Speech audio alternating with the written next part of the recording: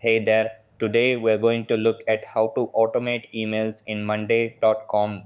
So let's get started. First, open your web browser and navigate to monday.com. Over here, click the login button in the upper right corner. After that, sign in using your Google account or manually input your email address. Then select the appropriate email if using Google. After logging in, head over to the board you wish to automate.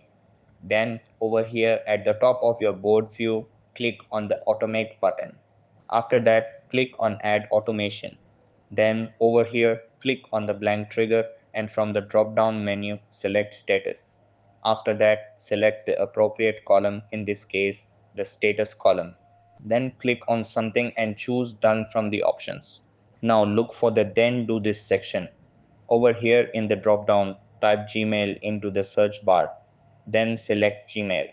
After that, click on the Gmail icon and choose the Gmail account you want to use. Then click on email and type in the message you want to be automatically sent. And that wraps it up. Appreciate you watching. See you in the next.